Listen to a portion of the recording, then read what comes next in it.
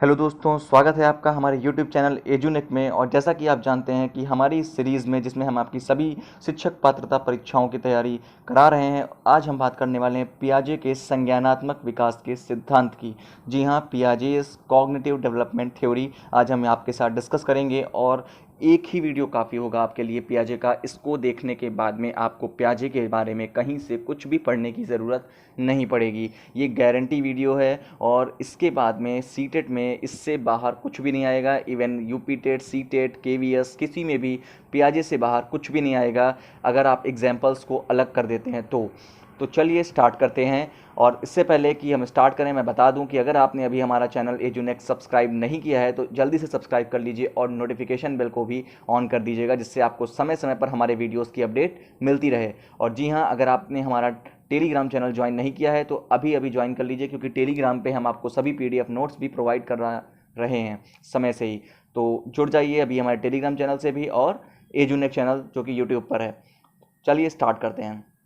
जैसा कि आप जानते हैं कि पियाजे ने संज्ञानात्मक विकास का सिद्धांत दिया था, जिसको आप अंग्रेजी में कॉग्निटिव डेवलपमेंट थ्योरी भी बोलते हैं।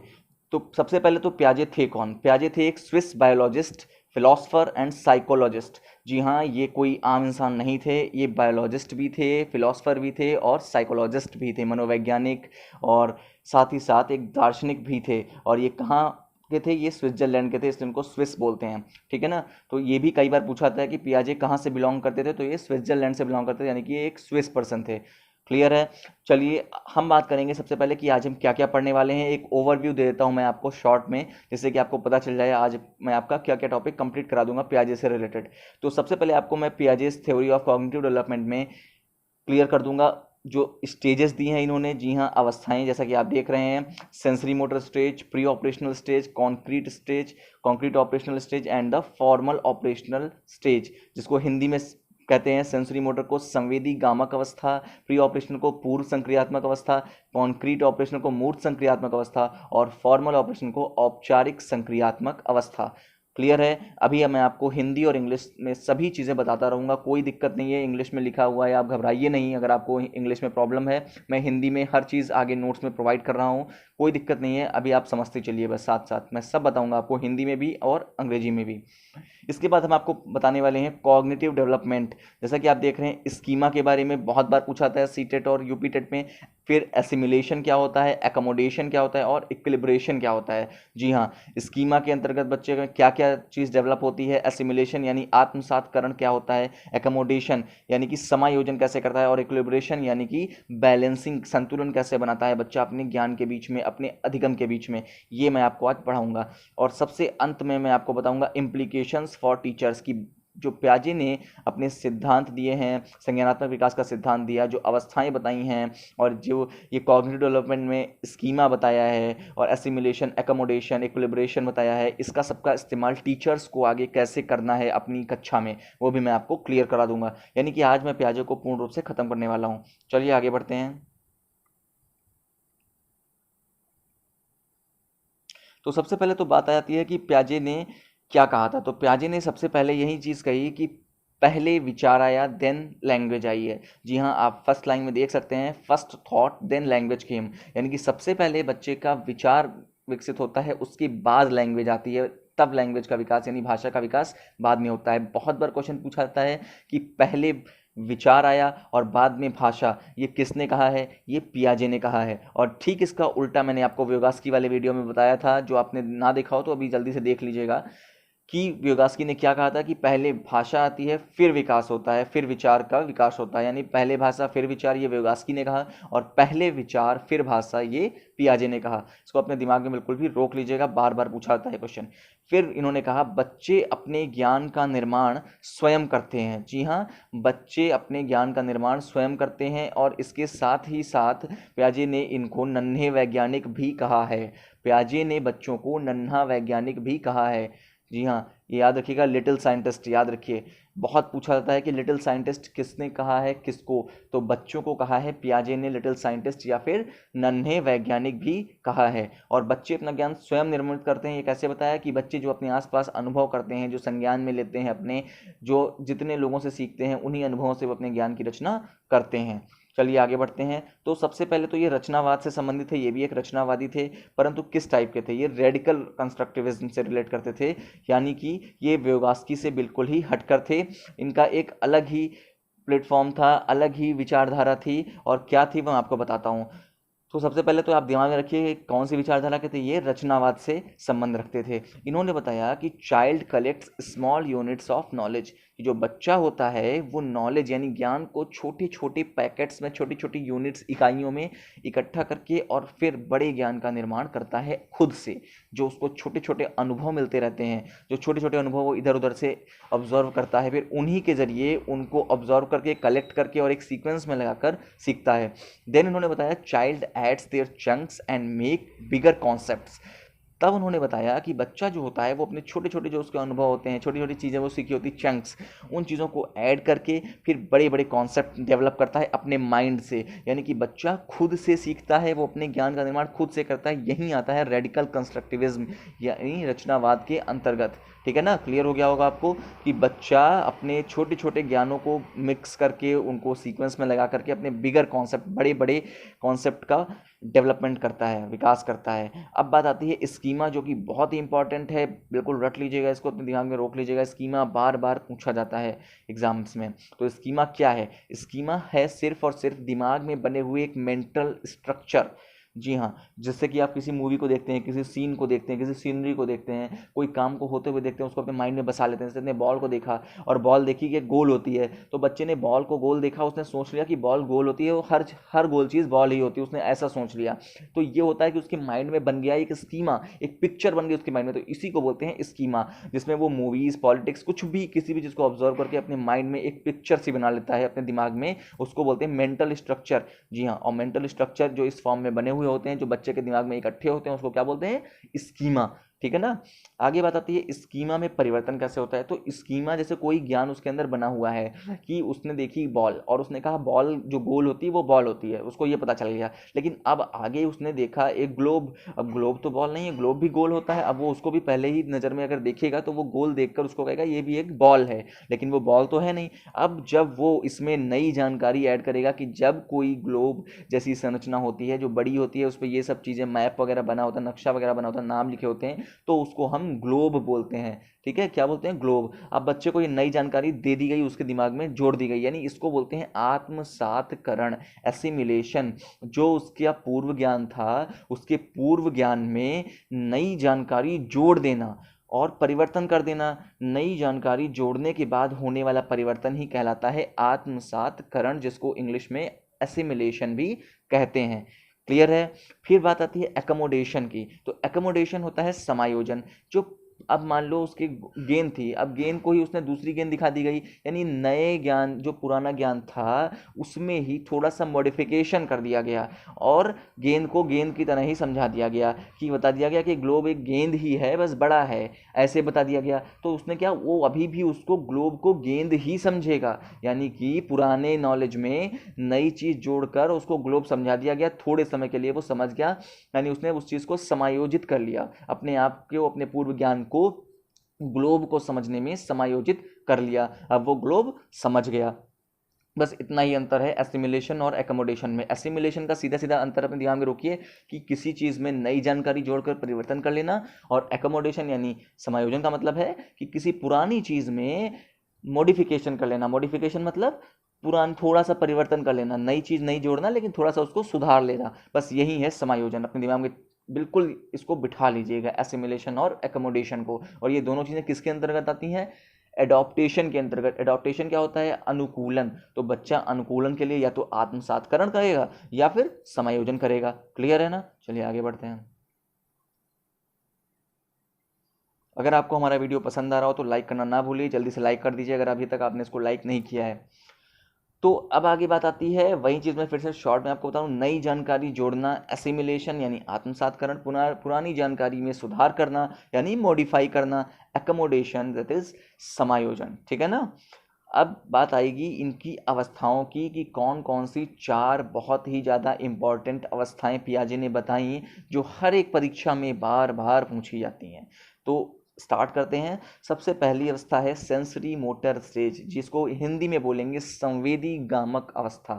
और इस बच्चे की उम्र क्या होती है इस अवस्था में, 0 से 2 साल तक, यहाँ 0 to 2 ईयर्स। ठीक है, अब इसमें बच्चा क्या करता है, इसमें सबसे पहले तो कहा गया कि जो सेंस होता है बच्चे का, सोचने की क्षमता, अंदाज लगाने की क्षमता, वो होते हैं उसके टीचर्स, वहीं उसके टीचर्स होते हैं जो जिससे वो दिमाग में सोचता है, गेस करता है, वहीं सब उसके लिए एक टीचर का काम करता है। उसके खुद के सेंस उसके टीचिंग का कार्य करते हैं उसके लिए, वो अपने सेंस से ही सब कुछ सीखना स्टार्ट करता है। फिर रिफ्लेक्स एक्शन इसी में आते हैं। रिफ्लेक्स एक्शन मीन्स प्रतिक्रिया करना, जैसे उसके साथ कोई क्रिया हुई तो उसने उसके साथ रिफ्लेक्स एक्शन किया। जैसे कि नहीं कहते हैं चींटी मर गई तो उस पर वो बच्चा मारते हैं, हम लोग कहते हैं चींटी मर गई, चींटी मर गई, उस पर मारते हैं जमीन पे हाथ पटक के, तो इससे बच्चे को लगता है कि हाँ चींटी ने हमें काटा तो हमने चींटी को मारा। ठीक है ना, तो ये हो गई एक प्रतिक्रिया, इससे बच्चा सीखता है। फिर आता है इमिटेटिव बिहेवियर, यानी अनुकरण करके बच्चा अपने चारों तरफ देखता है कौन क्या कर रहा है, कैसे कर रहा है, क्या कैसे कर रहा है, कोई हंस रहा है तो क्यों हंस रहा है, किस चीज़ों को कैसे कर रहा है, तो बच्चा उन सब चीज़ों को अनुकरण करके सीखता है। समझ रहे हैं ना, तो ये सब चीज़ें दिमाग में बिठानी है कि बच्चा कैसे चीज़ों को ऑब्जर्व करता है, कैसे सीखता है लोगों को फॉलो करके। तो चीज़ें हो गई senses are teachers, reflex action यानी प्रतिक्रिया, और इमिटेटिव बिहेवियर यानी अनुकरण करने का व्यवहार। अब आगे आता है ऑब्जेक्ट परमानेंस, जो कि बहुत ही इंपॉर्टेंट है, इसको बिल्कुल दिमाग में बिठा लीजिए। इसको बोलते हैं वस्तु स्थायित्व, कि कोई चीज़ बच्चे ने देखी और उसको दिमाग में ठीक वैसी ही इमेज उसने बना ली, इसको बोलते हैं वस्तु स्थायित्व का निर्माण होना, यानी out of sight out of mind, उसके दिमाग से बिल्कुल बाहर और उसके माइंड से बिल्कुल बाहर। वो क्या करेगा, सिर्फ और सिर्फ चीज़ों को देख करके वैसा ही मानने लगेगा। इसको बोलते हैं वस्तु स्थायित्व की भावना। जैसे मैं आपको बताया, गोल को गेंद को देखकर वो हर चीज़ को गेंद ही समझने लगता है। इसको बोलते हैं वस्तु स्थायित्व यानी ऑब्जेक्ट परमानेंस। बहुत पूछा गया है हर एग्जाम में, बिल्कुल बिठा लीजिए कि सेंसरी मोटर स्टेज यानी संवेदी गामक अवस्था में ही आता है वस्तु स्थायित्व। ठीक है ना, फिर सबसे बड़ी बात इसमें बताया गया कि इस स्टेज में बच्चा अपने हाथ पैर आँखों व संपूर्ण शरीर से सोचता है। ये क्वेश्चन बहुत पूछा गया है कि कौन सी अवस्था में पियाजे के अनुसार बच्चा अपने हाथ पैर आँख व शरीर से सोचता है, यानी कि संवेदी गामक अवस्था में। कभी कभी ये भी कहा जाता है कि किसने कहा, तो ये पियाजे ने कहा। क्लियर है, अपने दिमाग में चीज़ को बिल्कुल बिठा लीजिएगा। अब आती है अगली अवस्था जिसको बोलते हैं प्री ऑपरेशनल स्टेज, पूर्व संक्रियात्मक अवस्था।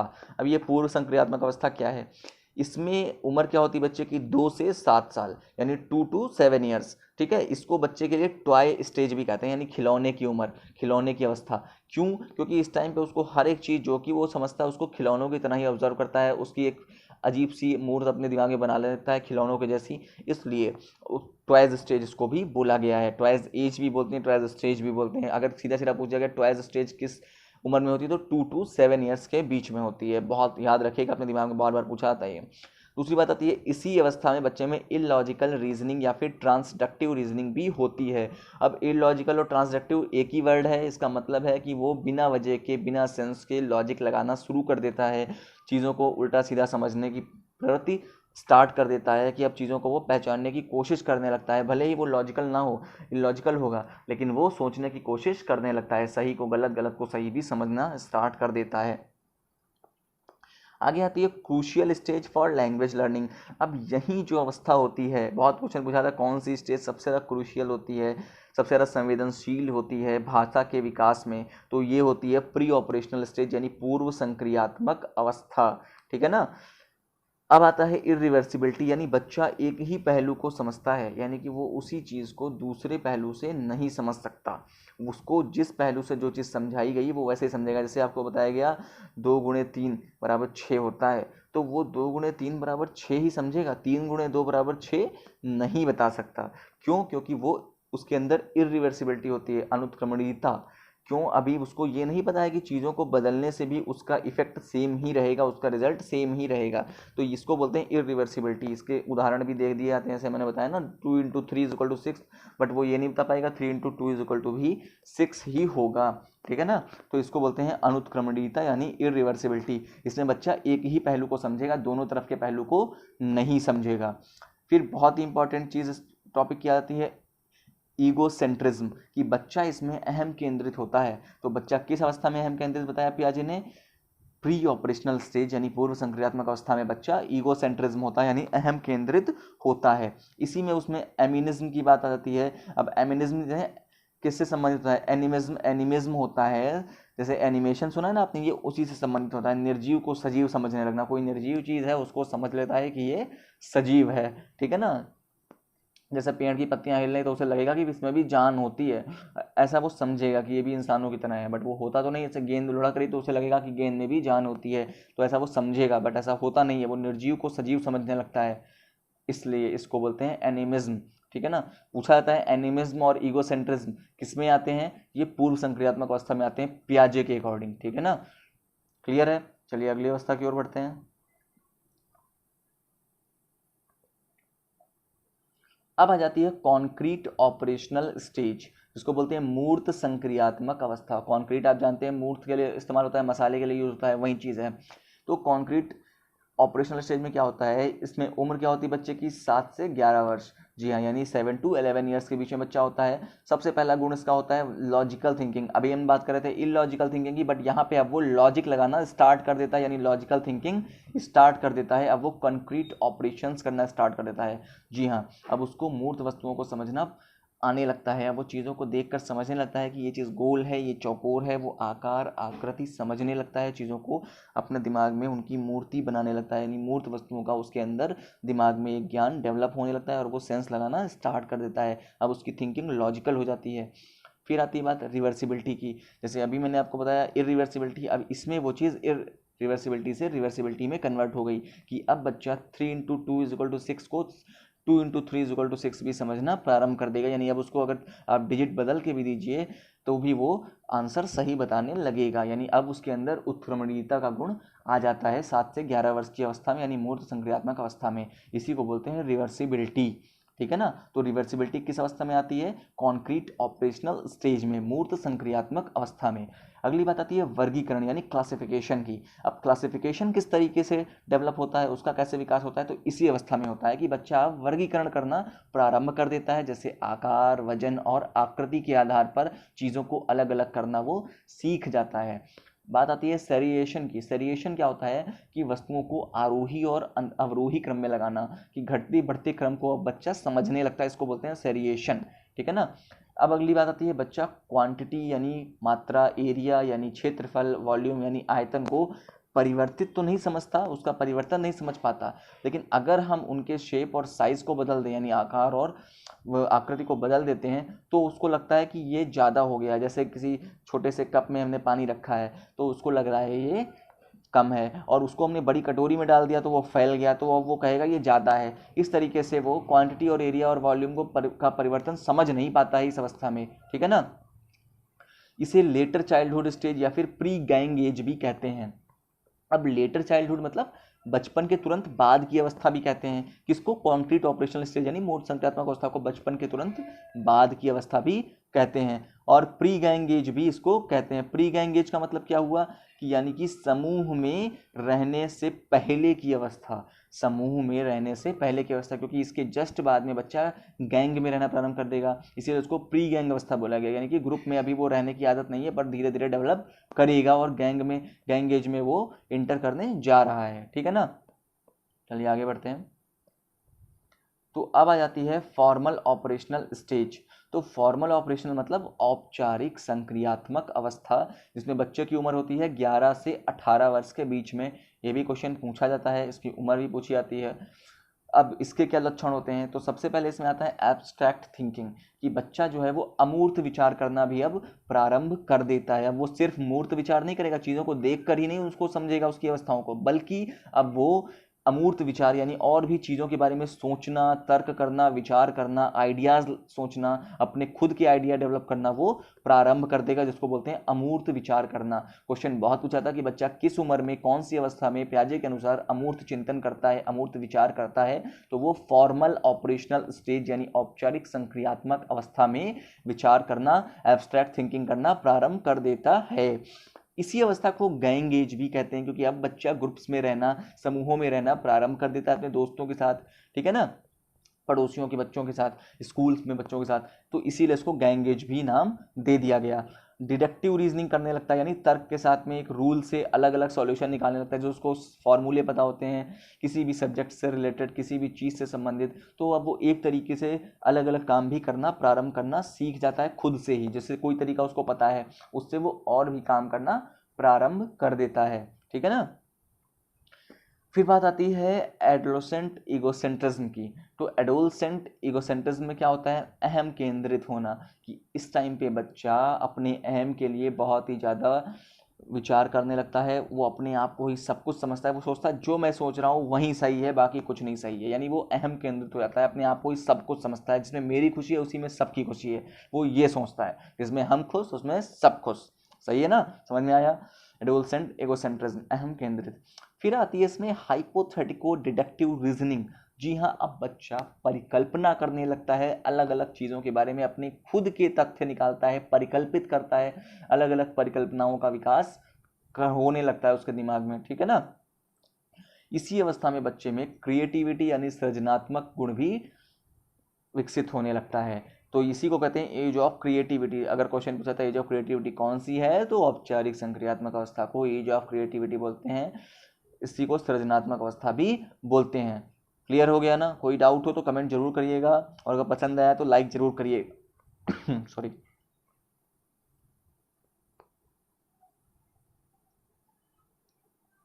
अब बात आती है एजुकेशनल इम्प्लीकेशन की। तो शिक्षक द्वारा इन सभी चीज़ों के अनुप्रयोग कैसे किए जाएं, जो अवस्थाएं इन्होंने बताई हैं, जो गुण इन्होंने बताए हैं, उनका इस्तेमाल शिक्षक छात्रों के साथ किस तरीके से करे, वो मैं आपको बताऊंगा।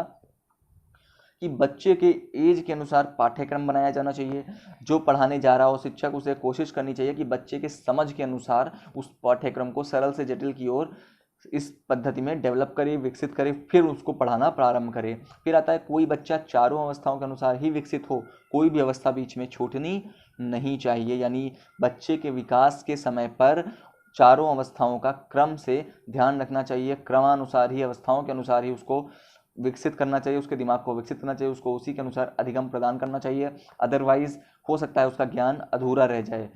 फिर आती है बात, बच्चा जल्दी से सीखेगा यदि आप टीएलएम का इस्तेमाल करेंगे। टीचरों को साफ साफ बताया गया कि आप चीज़ों का इस्तेमाल करिए, टीचिंग लर्निंग मटेरियल का इस्तेमाल करिए, जिससे बच्चा चीज़ों को छू कर देख कर जान सके और उसको रटने की ज़रूरत ना पड़े, वो चीज़ों को समझ सके, अपने दिमाग में उसको बसा सके, दिमाग में रोक सके। इसलिए कहा गया कि टीएलएम का इस्तेमाल ज़्यादा से ज़्यादा किया जाए। Treat a child as a discoverer, और साफ साफ कहा गया कि बच्चे को एक खोजकर्ता के रूप में आप ट्रीट करिए। कभी भी ऐसा ना समझिए कि वो एक स्टूडेंट है, उसको एक खोजकर्ता समझिए, ऐसा व्यवहार करिए। एक शिक्षक से ऐसा ही कहा गया है पियाजे के अनुसार। तो मुझे लगता है अब आपको सब क्लियर हो गया होगा। पियाजे से इसके बाहर कोई भी क्वेश्चन नहीं बनता है। आपको अगर इतना क्लियर है तो मैं गारंटी देता हूँ आपका सीटेट इजीली क्लियर हो जाएगा। बस इस वीडियो को 2 से 3 बार देखिएगा, स्क्रीनशॉट ले लीजिएगा। पीडीएफ चाहिए हो तो आप टेलीग्राम पे हमारे चैनल को ज्वाइन कर लीजिए, और वहाँ पे आपको सभी पीडीएफ प्रोवाइड कर दिए जाएंगे। और कोई भी दिक्कत आती है तो आप कमेंट करिए, मैं आपके कमेंट का रिप्लाई करूँगा और आपकी प्रॉब्लम्स का सॉल्यूशन भी दूंगा। तो हमारे साथ जुड़ने के लिए बहुत बहुत धन्यवाद। वीडियो को सब्सक्राइब जरूर कर दीजिएगा हमारे चैनल को, वीडियो को लाइक कर दीजिएगा, और कोशिश करिएगा ज़्यादा से ज़्यादा दोस्तों के बीच शेयर भी करिएगा, क्योंकि ये बहुत ही हेल्पफुल वीडियो है, कम समय में आपकी तैयारी कराने में बहुत ही सक्षम है। आगे के लिए मिलते हैं अगले टॉपिक के साथ, तब तक के लिए धन्यवाद।